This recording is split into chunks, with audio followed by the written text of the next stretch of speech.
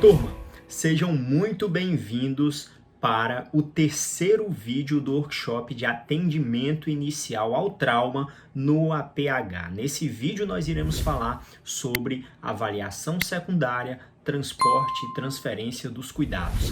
Então, assuntos que são de extrema relevância para que o atendimento à vítima de trauma seja feito da melhor maneira, com as melhores condições. Então, vamos juntos para adquirir esses conhecimentos que são imprescindíveis. Muito bem, se você não viu ainda os vídeos pregressos, o vídeo 1 e o vídeo 2, eu recomendo fortemente que vocês voltem. Se você está aqui na página de transmissão do evento, então você vai ver logo aqui abaixo. Se você está vendo esse vídeo através de alguma rede social, confira o link da descrição que te levará a esses vídeos pregressos, o vídeo 1 e o vídeo 2. Nesse vídeo nós iremos falar sobre a avaliação secundária, o transporte das vítimas e a transferência dos cuidados. Então, de início, nós iremos destacar que a avaliação secundária, a nossa primeira literatura aqui que nós iremos comentar,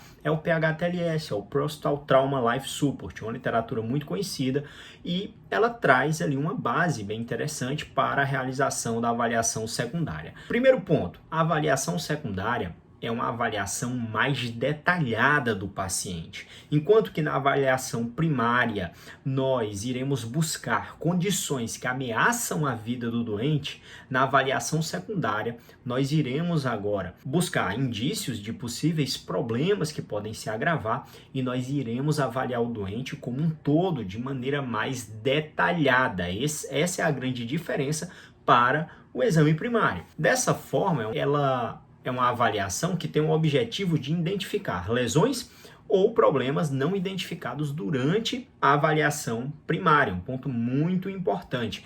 E ela sempre vai ser executada após a avaliação primária. Guarde isso, não esqueça. E um ponto muito importante que figura em relação à realização da avaliação secundária é que é um exame que nós iremos fazer da cabeça aos pés do doente. Então, pontos importantes para que você entenda esse primeiro momento. Paciente com trauma crítico, ele é transportado assim que possível após a avaliação primária. Então, se eu estou com um paciente grave, em muitas situações, pode ser que não dê tempo a gente fazer essa avaliação secundária, porque o doente é grave, eu preciso estar reavaliando, eu preciso estar intervindo.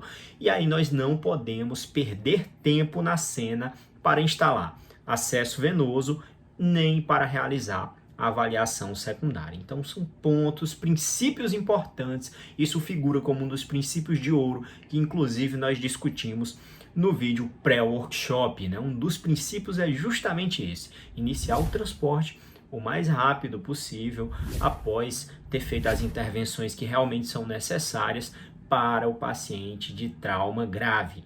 Então, ponto bem importante aqui para destacarmos. Olha qual é a filosofia da avaliação secundária. Veja bem, a avaliação secundária ela se baseia em alguns pontos importantes e algumas frases de impacto aqui nós precisamos lembrar. Primeira delas, olha esse olho, enxergar, não apenas olhar. Segunda, escutar, não apenas ouvir, e sentir, não apenas tocar. Então, 3 pontos importantes. O que é que eu vou enxergar? Estar atento para hemorragia externa ou interna, porque pode ter ali algum indício, eu posso ver algum sinal no paciente. Examinar toda a pele, observar todas as lesões de tecidos moles, observar qualquer coisa que não pareça estar bem. E o que é que a gente vai escutar em relação a esse paciente na avaliação secundária? Observar quaisquer sons respiratórios incomuns, observar os sons anormais auscultados através da ausculta pulmonar, cardíaca, que vai ser executada na avaliação secundária, e verificar se os sons respiratórios estão presentes e se são iguais em ambos os hemitórax. Sentir, né? O que? Palpar todas as regiões do corpo em busca de lesões, para que as lesões não passem despercebidas, e observar quaisquer achados que estejam anormais. O ponto inicial da avaliação secundária é a avaliação dos sinais vitais. Então note que agora nesse momento nós se preocupamos com valores parametrizados, com valores numéricos precisos, é agora nesse momento e não na avaliação primária. Na avaliação primária nós nos preocupamos muito mais em como é que está aquele aspecto, como é que está o aspecto do pulso, né? O paciente ele tem ou não tem, como é que está, está forte, está fraco, está fino, como é que está? Então é isso que nós precisamos saber, mas agora não, agora eu preciso de valores mais parametrizados, valores mais numéricos. E aí nós precisamos destacar que a avaliação dos sinais vitais é a primeira intervenção que vai ser feita em relação à avaliação secundária. Isso o Prostal Trauma Life Support ele traz de uma forma bem enfática. O número exato da frequência cardíaca, frequência respiratória, pressão arterial não tem importância crítica, como eu mencionei, na avaliação primária, tá, do paciente vítima de trauma. Então isso é aqui, nesse momento que nós iremos executar. Então nós iremos obter um conjunto completo de sinais vitais que inclui pressão arterial, frequência e qualidade do pulso, frequência e profundidade da ventilação, saturação de oxigênio, a oximetria de pulso e cor e temperatura da pele e do corpo do paciente. É importante destacar um ponto muito importante. Esses dados eles precisam ser reavaliados no doente crítico, no paciente com trauma crítico, a cada 3 a 5 minutos, de acordo com o PH-TLS e no momento de qualquer alteração na condição ou de um problema que o paciente venha a apresentar. Outro ponto importante que nós precisamos ser bem enfáticos aqui é que a pressão arterial, inicialmente, ela deve ser verificada manualmente, ok? Manualmente. Nada de você usar algum dispositivo automatizado inicialmente. Existem evidências que trazem que esses dados que são obtidos por dispositivos automatizados, eles não são dados tão fidedignos em relação aos pacientes vítimas de trauma. Então é importante lembrar disso aí. Esses dispositivos automatizados podem não ser acurados nos casos de hipotensão significativa. Então, ponto crucial aí, importante. Segundo ponto é a história sample, a anamnese que vai ser direcionada para essas vítimas. Uma história rápida sobre o paciente, deve ser documentada no registro de cuidados e usada na transferência dos cuidados. Ao transferir os cuidados, ela deve ser utilizada. E aí o que é que nós precisamos destacar? O que é que vai ser feito aí nessa história sample, né? O S de sintomas. E aí nós iremos avaliar de que se queixa o paciente. Esse paciente ele está se queixando do que? É uma dor no tórax, no abdômen, na pelve, aonde? É o braço, a perna que dói? Qual é a queixa do doente? Ele sente dor, dificuldade para respirar, dormência, formigamento? Como é que ele relata isso? Alergias. O paciente tem alguma alergia conhecida, particularmente a medicamentos, que é muito importante nós sabermos, que a analgesia nós vimos que é um dos princípios de ouro do atendimento pré-hospitalar. Nós precisamos avaliar se esse doente não tem nenhuma alergia a algum fármaco, mas de maneira geral nós pesquisamos todas as alergias, né, que o paciente ele possa relatar para você. Medicamentos, quais fármacos o paciente usa regularmente? Que substâncias recreacionais ele usa regularmente? Esse paciente ele tem história de alcoolismo, não tem? Então é importante avaliar isso também. E em particular hoje, será que ele fez uso de algum medicamento dessa natureza? Passado clínico e cirúrgico. Algum problema médico esse paciente tem? Será que esse evento traumático não pode ter sido predisposto por conta de algum problema que esse paciente já tenha de natureza clínica? Né? Alguma cirurgia esse paciente fez? O L de lanches e também do último período menstrual, que é isso que muitas vezes o pessoal não cita e é importante a gente perguntar também, tá?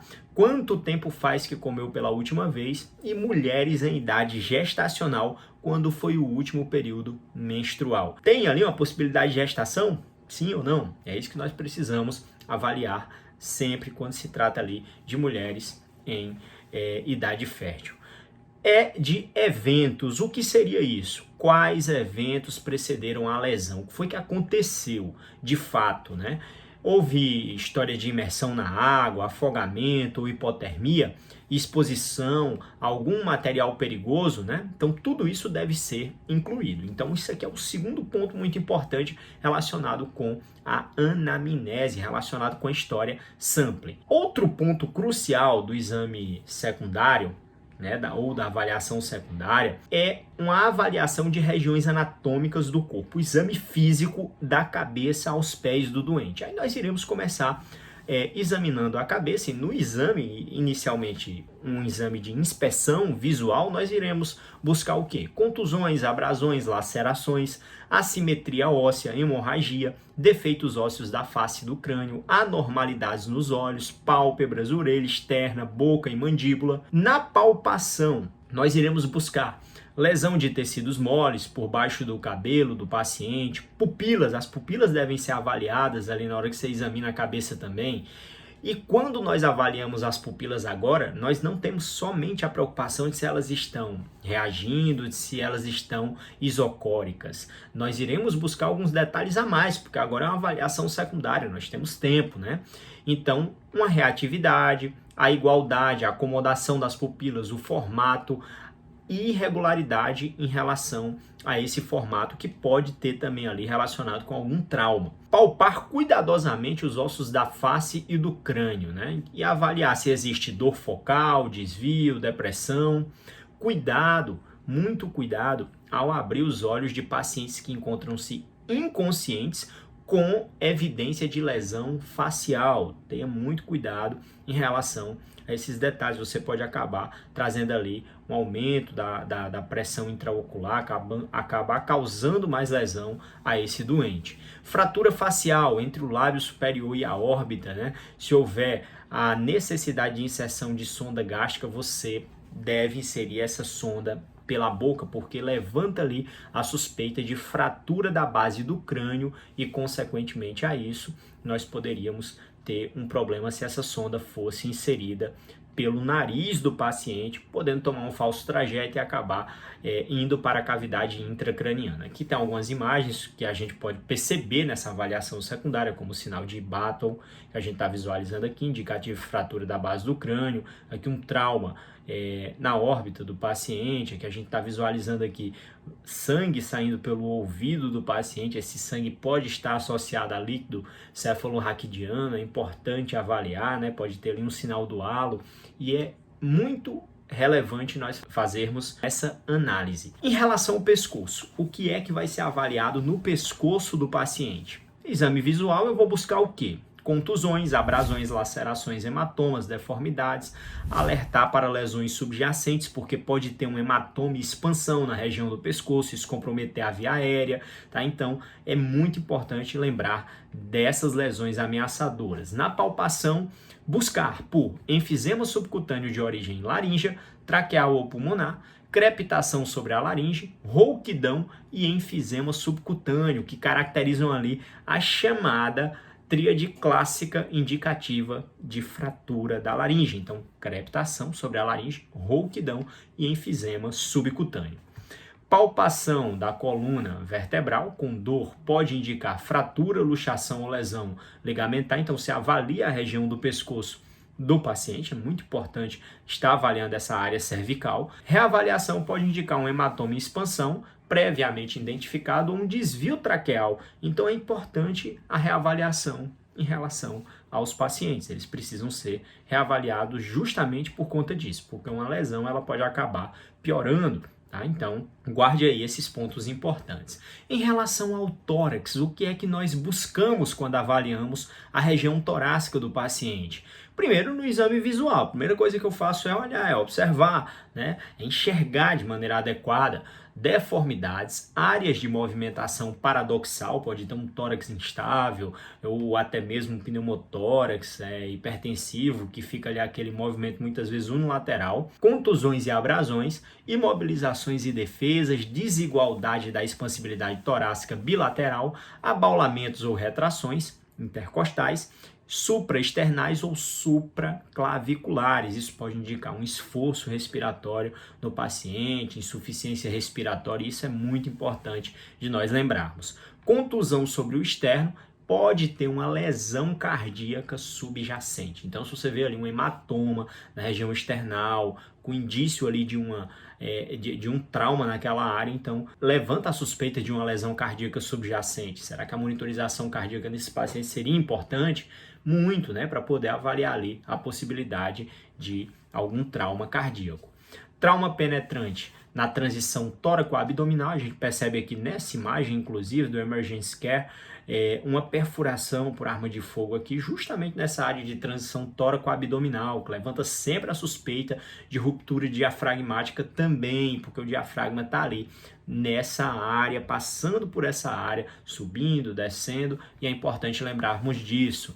A ausculta de ruídos respiratórios diminuídos ou ausentes traz indícios de pneumotórax hipertensivo ou de hemotórax. Precisa ser bem avaliado isso e associado com outros sinais. Estertores posteriores ou laterais podem trazer uma indicação de contusão pulmonar. Tamponamento cardíaco você pode suspeitar através de sons cardíacos abafados nessa ausculta da região torácica, especificamente no precórdio do paciente. E palpação, que nós podemos evidenciar enfisema subcutâneo, fraturas costais, que levantam também a suspeita de uma contusão pulmonar. No abdômen, estamos agora no abdômen, então nós avaliamos cabeça, pescoço, tórax e agora estamos no abdômen, estamos indo da cabeça aos pés do paciente.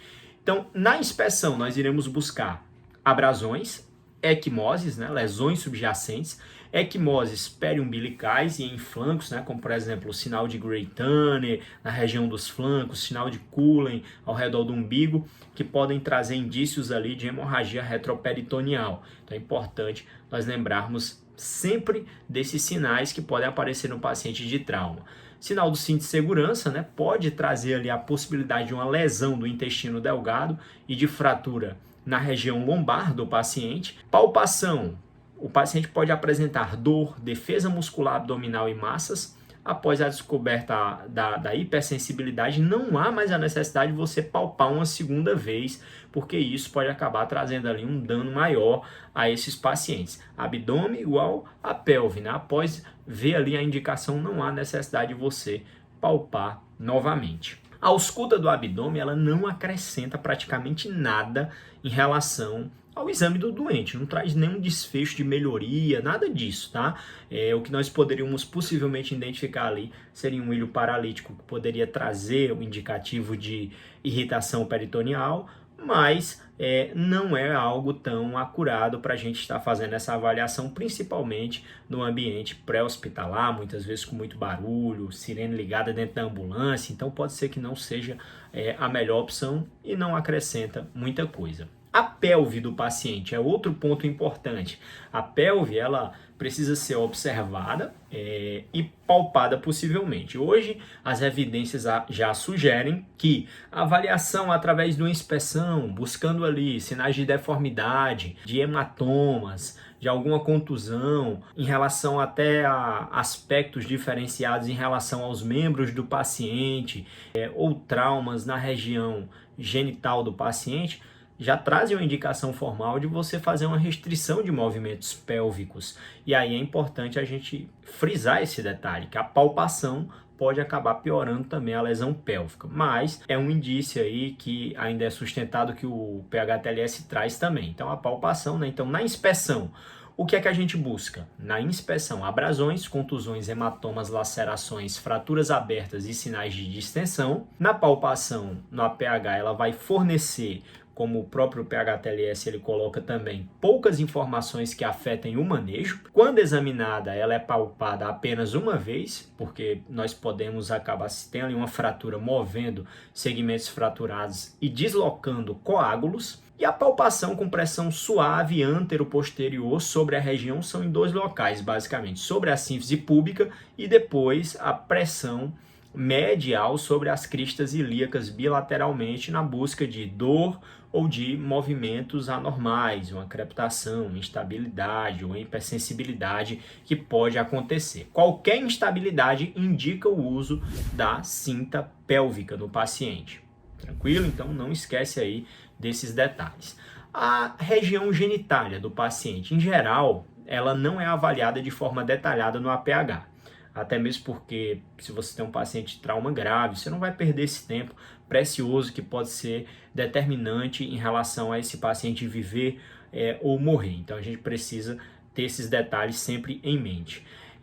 A inspeção, sangramento pela genitália externa, né, pelo meato uretral, priapismo em pacientes do sexo masculino podem trazer ali um indício de uma lesão interna, muitas vezes associada inclusive a lesões pélvicas. Fluido claro em gestantes pode indicar ruptura das membranas amnióticas, e isso aí é importante também de ser avaliado. Guarde aí esses detalhes. E quando avaliar o dorso do paciente? Bem, o dorso ele é avaliado durante o rolamento em bloco, como a gente está visualizando aqui, né, se for feito ali o rolamento em bloco do paciente, porque é interessante que esse dorso seja avaliado, pode ter um trauma naquela área, pode ter uma perfuração, uma contusão, alguma coisa dessa natureza. E aí, aproveita-se para avaliar os sons respiratórios, para auscultar, né, nessa parte posterior do tórax, porque como nós vimos, né, então a presença de estertores nessa parte posterior pode trazer a indicação de alguma contusão pulmonar. A inspeção, nós buscaremos por contusões, abrasões e deformidades, e a coluna ela deve ser palpada para a presença de dor, sensibilidade nessa linha média da coluna. Então, trazendo aí mais uma indicação para se fazer uma restrição de movimentos da coluna nesse paciente. Quanto às extremidades, o que é que nós iremos avaliar em relação às extremidades? Então, deve-se avaliar a partir da clavícula, a extremidade superior, e a partir da pelve, a extremidade inferior. Cada osso e articulação é inspecionado para deformidade, hematoma ou equimose. Cada osso e articulação é palpado para crepitação, dor, hipersensibilidade e movimentação anormal. As fraturas que forem suspeitadas, elas devem ser imobilizadas. Guarda aí esses detalhes. Verificar a circulação e funções nervosas, motoras e sensoriais nas extremidades. Verificar pulso, movimento e sensibilidade antes e depois que for realizada alguma imobilização em relação àquele membro que você viu com algum indício, com algum problema. E aqui a gente tem uma sequência, né? O passo a passo aqui listando para vocês, aqui algumas imagens do Emergency Care, que traz aqui a avaliação. Está avaliando cabeça, então ele vai buscar aqui deformidades, contusões, abrasões, penetrações, tudo aqui, ó. Você vai avaliar aqui a região facial, tá observando aqui a região do ouvido, ver se não tem ali saída de nenhum líquido, sangue, alguma coisa dessa natureza, algum trauma, avaliação das pupilas, avaliação do olho. Aqui ele está palpando suavemente a região dos ossos nasais e avaliando as estruturas das maxilas. A boca também, importante ser avaliada, pode ser que tenha algum trauma ali. Aqui está sendo avaliada a região do pescoço. Nesse momento, já na avaliação secundária aí, ele colocou posteriormente o colar cervical, como a gente visualiza aqui. Tórax, palpação. Aqui a ausculta. Abdômen, sendo realizada a palpação. Aqui a gente está vendo uma palpação da pelve do paciente. E seguindo, avaliação das extremidades, ou seja, dos membros superiores e dos membros inferiores, posteriormente sendo avaliada aqui a parte do dorso. Lembrar que nas extremidades fazer sempre aquele mnemônicozinho que é comum o pessoal trazer, o ITLS, o International Trauma Life Support, traz isso de uma forma bem frisada, que é avaliar pulso, motricidade e sensibilidade. Faz o PMS, tá? Pulso, motricidade e sensibilidade. E o PHTLS, fechando a avaliação secundária, traz o chamado exame neurológico. Tá? Esse exame neurológico ele é um pouquinho mais detalhado do que a avaliação da etapa D que nós fazemos no exame primário. Tá? Inclusive, no exame primário, o PHTLS ele traz algumas evidências bem interessantes em relação a utilizarmos somente o score de avaliação motora da escala de coma de Glasgow como um preditivo ali para um paciente ele ser um paciente grave ou não, tá? Então é um ponto bem interessante isso, e você perde menos tempo avaliando só se o paciente obedece a comandos ou não. Mas aqui na avaliação secundária, o que é que nós iremos fazer?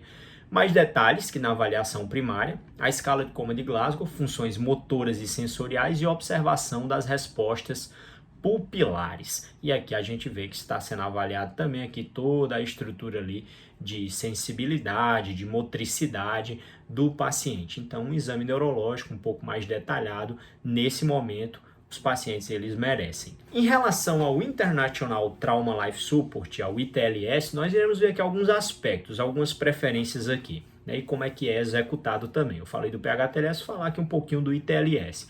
E aí é uma avaliação das lesões, não só as de risco à vida, qualquer lesão aqui vai ser identificada, então comunga do mesmo princípio que o PHTLS.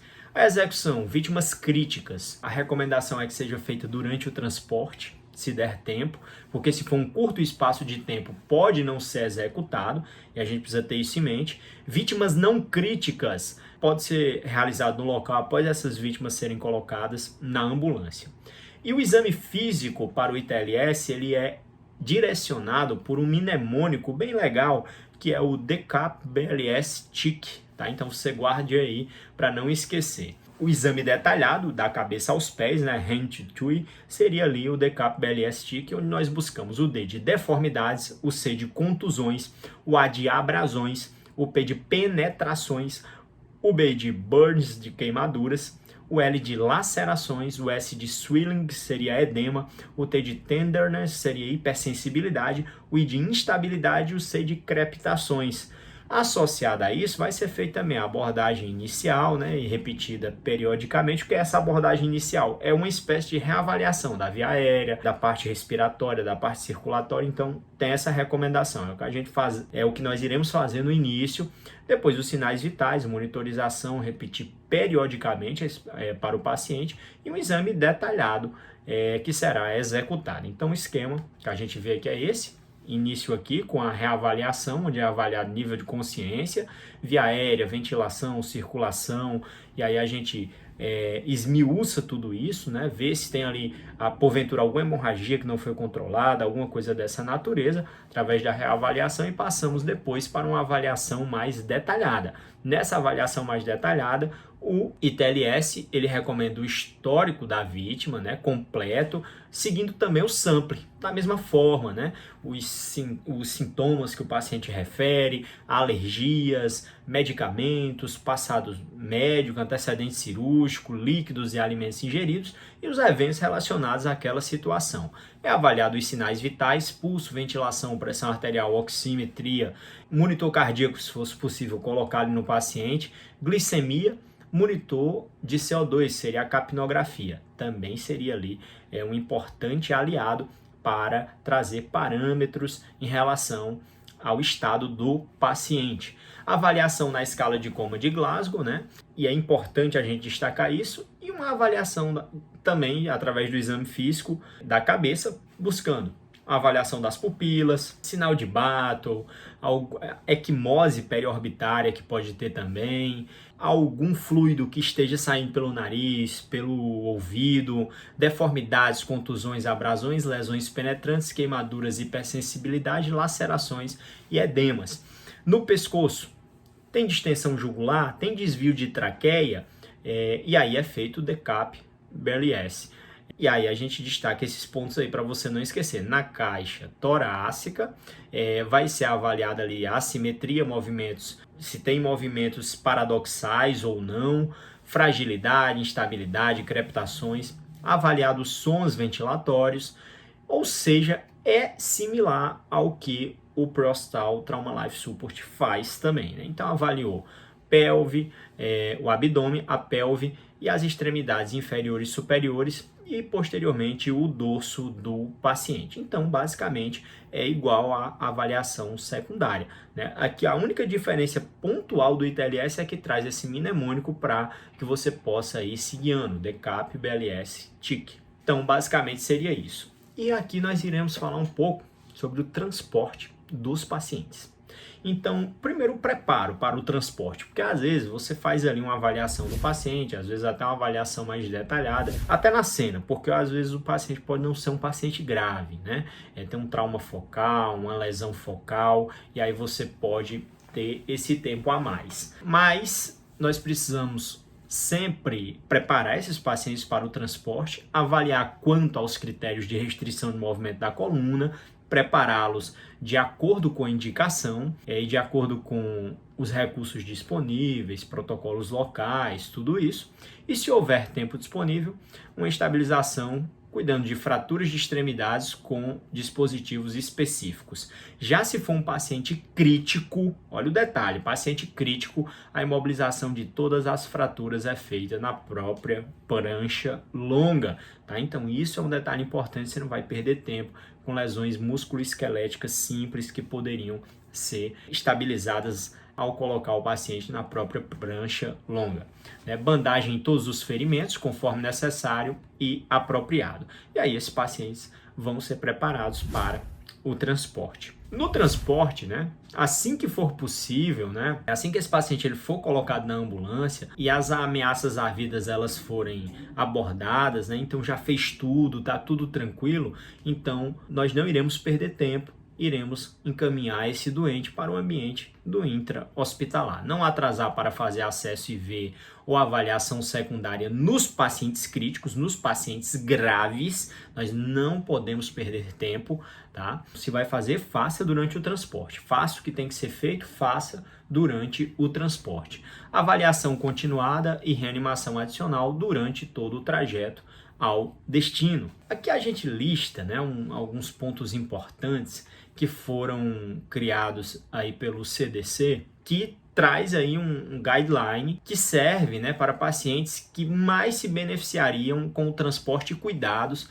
em um centro de trauma. Então, esse guideline ele visa trazer uma recomendação formal de quais são os pacientes que vão se beneficiar, de acordo com o Centro de Controle de Doenças dos Estados Unidos. O que eles apontaram nesse guideline? Que ia se beneficiar mais com o transporte ali para um centro de trauma de maneira adequada, E aí, veja bem quais são as etapas para essa avaliação. Na primeira etapa desse guideline, a recomendação é para critérios fisiológicos, Então, o paciente tem alteração no estado mental, um Glasgow menor que 14, hipotensão, pressão arterial sistólica menor que 90 e anormalidades respiratórias, uma frequência ventilatória menor que 10 ou maior que 29, ou necessidade de suporte ventilatório, então esses pacientes eles com certeza irão se beneficiar de serem transportados para um centro de trauma. Na etapa 2, são avaliados critérios anatômicos relacionados às lesões, aonde foram essas lesões. Etapa 3, critérios do mecanismo de lesão, aí onde entra a biomecânica do trauma sendo avaliada de uma maneira mais apurada. E na etapa 4, considerações especiais como a idade, será que é um idoso, será que é uma criança, será que é uma gestante, queimaduras, Então queimaduras, será que vai ser preciso levar para um centro de queimados? Olha a diferença, Então, e o uso de anticoagulantes, que é um ponto também muito importante. Então aqui só para listar esses pontos frisados pelo guideline recomendado pelo CDC. Quanto ao método de transporte, esses pacientes vão se beneficiar como? Como é que nós iremos transportá-los? Será por via aérea, por via terrestre? Então nós temos praticamente essas modalidades de transportar os doentes. E aí o transporte aéreo ele pode ser apropriado por conta de alguns motivos, como por exemplo, um nível de cuidados mais elevados em algumas situações, cabe esse destaque, que as unidades terrestres para vítimas de trauma, e pode ser mais rápido e mais tranquilo para o paciente do que o transporte terrestre, em muitos casos, Então, é isso que nós precisamos pontuar. Se houver a disponibilidade de transporte aéreo, quanto mais cedo for tomada a decisão, maior a probabilidade de benefício para o doente. Isso é uma coisa que se torna lógica. Então, quanto mais rápido você acionar, mais rápido esse paciente ele vai chegar no ambiente do intra-hospitalar e vai ter um acesso ali para os seus cuidados definitivos. Então, é um ponto muito importante que nós precisamos sempre lembrar. É necessário monitorar e reavaliar continuamente esses pacientes durante o transporte também. E aí nós precisamos destacar aqui alguns pontos, Então, o próprio ITLS, o International Trauma Life Support, ele traz algumas recomendações para o transporte. Que recomendações são essas? Existe alguma condição de mudança? Deve ser avaliada sempre em relação à vítima, em relação às intervenções que você fez. Fez alguma coisa, a vítima melhorou ou não? Isso durante o transporte. Reavaliar. Se for um paciente crítico, a recomendação aqui pelo ITLS é reavaliar a cada 5 minutos. Então, de 5 em 5 minutos você reavalia. Se for um paciente que ele encontra-se estável, a cada 15 minutos. E sempre que a vítima ela for mobilizada, ou então a cada intervenção, se a condição do doente ela piorar, então precisa ser reavaliado. Observe sempre isso aqui na reavaliação. Houve mudanças subjetivas, né? Como é que o paciente se sente? Então, você está vendo alguma coisa anormal? Reavaliar o estado mental, o nível de consciência, pupilas, né? A escala de Como de Glasgow. Reavaliar os ABCs, a via aérea, a ventilação, a circulação, sinais vitais, cor e condição da pele, temperatura, tem tensão venosa jugular, desvio de traqueia, começou a aparecer isso no doente, sons respiratórios, sons cardíacos, reavalia o abdômen, pode ser que de repente ele comece a referir uma dor no abdômen, comece a aparecer algum hematoma, isso é estranho, né? Então, importante, né? Desenvolvimento de dor, tensão, rigidez, verificar cada lesão identificada, se houve ali uma piora, se houve algum problema, né? A alteração do estado daquela lesão, né? E verificar as intervenções, se elas foram funcionantes, a posição do paciente, a segurança, tudo isso precisa ser reavaliado. Outro ponto que nós precisamos discutir é quanto à comunicação, gente. E aí o PHTLS ele traz alguns pontos importantes relacionados com isso. E eu quero que vocês guardem bem isso aí. Deve existir, o ideal é que exista uma notificação pré-chegada. É muito comum no Brasil nós fazermos isso através da central de regulação, quando é o SAMU, ou até mesmo dos bombeiros, através de uma central de regulação. Nos Estados Unidos é comum essa comunicação, essa notificação ser feita pelo pessoal da própria ambulância. E aí nós precisamos lembrar aí esses detalhes, porque ela deve existir para existir a fase de preparação no ambiente do intra-hospitalar. Isso aí eu ia informar o quê? O sexo, a idade exata ou estimada, o mecanismo de lesão, lesões potencialmente fatais, condições identificadas e localização anatômica das lesões, sinais vitais atuais, intervenções que foram realizadas, incluindo a resposta ao tratamento e o horário de chegada aproximado, para que a equipe do intra ela comece a se preparar para as intervenções. Além disso, é um ponto também muito importante fazer um relato verbal na chegada à beira do leito. É o que nós chamamos de transferência dos cuidados, tá? Nós iremos até, inclusive, trazer aqui alguns mnemônicos que podem ser utilizados. E o relatório formal por escrito dos cuidados do paciente. A ficha lá, você preenche com tudo que você fez, assegurando. Isso é importante para dados epidemiológicos, isso é importante para ficar documentado, para o intra-hospitalar ter acesso às intervenções que foram feitas, tá? Uma cópia, né, para ser deixada no intra-hospitalar, então pontos importantes. E aí nessa transferência dos cuidados, nós precisamos guardar o seguinte, né? O relato verbal na chegada à beira do leito. O que é que o PHTLS, o Prosthotal Trauma Life Support, ele traz? O que é que precisa ser passado ali? Idade, sexo, mecanismo de lesão e horário do evento, sinais vitais pré-hospitalares, incluindo qualquer situação de pressão arterial sistólica menor que 90 mmHg, houve algum episódio de hipotensão, precisa ser notificado. Lesões identificadas, intervenções pré-hospitalares, alterações na condição do paciente neurológico, hemodinâmica e história médica pregressa, como alergias e medicamentos. É comum lançarem mão de mnemônicos para otimizar a comunicação, né? O que nós chamamos de tentativa ali de uma comunicação efetiva. Um dos mnemônicos que é listado até pelo próprio ATLS, pelo Advanced Trauma Life Support, é o MIST, né, para essa transferência de cuidados, que esse MIST ele vem aqui, o M de mecanismo. Qual foi o mecanismo? O I de injuries seria as lesões. Quais as lesões que o paciente apresenta? O S de sintomas. Quais são os sintomas? Quais são os sinais que o paciente apresenta? De os sinais vitais também é importante a gente incluir aqui nesse S.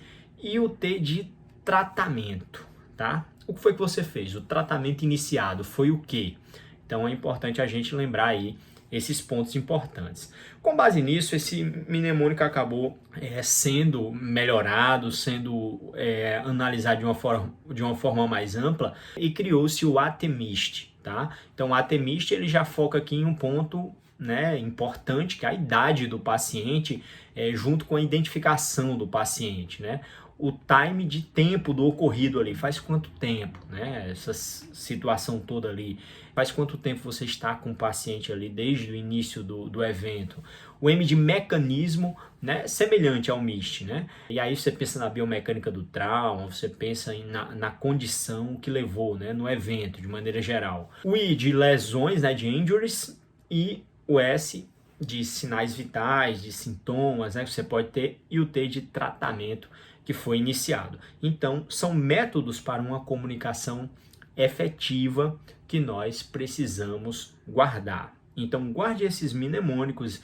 O SBA é outro mnemônico que ele é muito utilizado, mas é que eu não vou listar para vocês porque é uma ferramenta melhor de ser utilizada quando você já conhece o paciente. Tipo assim, você já está no ambiente do intra-hospitalar, você já conhece o paciente, é uma ferramenta melhor de ser utilizada. Então, de acordo com as melhores evidências, a gente traz aqui esses mnemônicos. Existem outros, mas aqui os principais para que você possa se guiar quanto a esses pontos. Turma, eu quero deixar um recado muito especial para vocês, que é o seguinte: na próxima segunda-feira vai ser postado o 4º vídeo do workshop de atendimento ao trauma no APH. E aí, se você ainda não se inscreveu, se está vendo esse vídeo aqui, mas não se inscreveu no workshop, você se inscreva, que você seja notificado quando esse próximo vídeo, que vai ser um vídeo falando sobre o programa STAP, né, de suporte ao trauma no APH, um programa aí de 60 horas com aulas teóricas, práticas em relação a atendimento pré-hospitalar a pacientes vítimas de trauma. Um forte abraço e até a próxima! Positivo, TSL.